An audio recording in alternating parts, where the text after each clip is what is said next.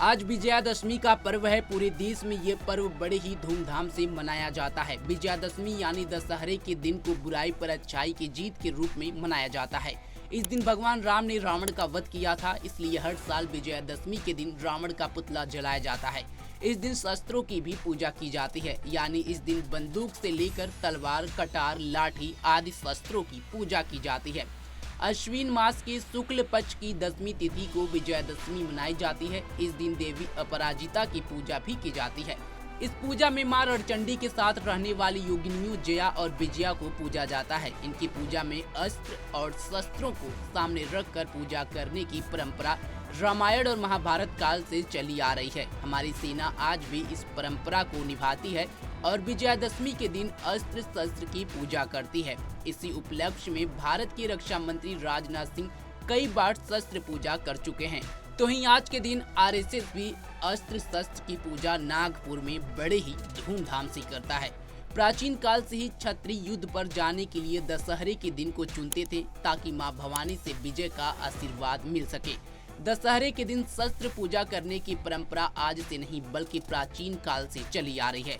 प्राचीन समय में राजा अपने शत्रुओं पर विजय प्राप्त करने के लिए इस दिन शस्त्र पूजा किया करते थे। साथ ही अपने शत्रुओं से लड़ने के लिए शस्त्रों का चुनाव भी किया करते थे। 9 दिन तक देवी की शक्तियों की उपासना करने के बाद 10वें दिन जीवन के हर क्षेत्र में विजय की कामना करते हैं। माता चंद्रिका का स्मरण करते हुए शस्त्र पूजन करना चाहिए। विजयादशमी पर मां भवानी और मां काली की पूजा करने के साथ शस्त्र पूजन करने की परंपरा है। भारतीय सेना भी हर साल दशहरे के दिन शस्त्र पूजा करती है। इस पूजा में सबसे पहले मां दुर्गा की दोनों योगिनियां जया और विजया की पूजा होती है, फिर अस्त्र शस्त्रों को पूजा जाता है। इस पूजा का उद्देश्य सीमा की सुरक्षा में देवी का आशीर्वाद प्राप्त करना है। मान्यताओं के अनुसार रामायण काल से ही शस्त्र पूजा की परंपरा चली आ रही है। भगवान राम ने भी रावण से युद्ध करने से पहले शस्त्र पूजा की थी, लेकिन इस प्रथा के पीछे कई और भी पौराणिक मान्यताएं और कहानियां जुड़ी हुई हैं। विजयादशमी के दिन शस्त्र पूजन को लेकर कई प्रथाएं प्रचलित हैं, जिनमें से एक कथा के अनुसार जब प्रभु श्री राम ने माता सीता को दशानन रावण की कैद से मुक्ति दिलाने के लिए युद्ध कर रावण का वध किया था, तो श्री राम ने उस युद्ध पर जाने से पहले शस्त्रों की पूजा की थी। दूसरी कथा के अनुसार जब मां दुर्गा ने महिषासुर नाम के राक्षस का वध कर बुराई का अंत किया था, उसके बाद देवताओं ने मां दुर्गा के शस्त्रों का पूजा किया था।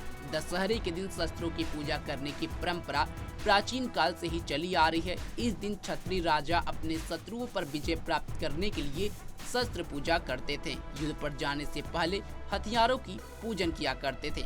मान्यता है कि इस दिन युद्ध पर जाने से विजय मिलती है। तो आपको बता दें कि शस्त्र पूजा करने के कुछ नियम हैं और कुछ महत्व भी हैं।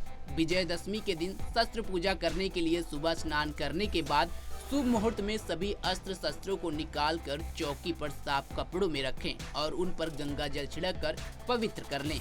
इसके बाद सभी शस्त्रों पर मौली बांधें।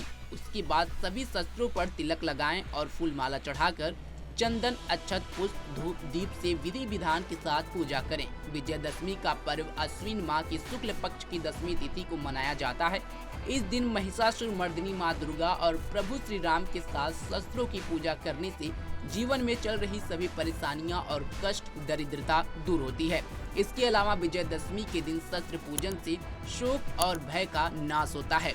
एक खबर आपको कैसी लगी कमेंट बॉक्स में जरूर बताएं। ऐसे ही तमाम खबरों के लिए जुड़े रहे हमारे साथ और देखते रहें punjabkesari.com। आप सभी को विजयादशमी की हार्दिक शुभकामनाएं। धन्यवाद।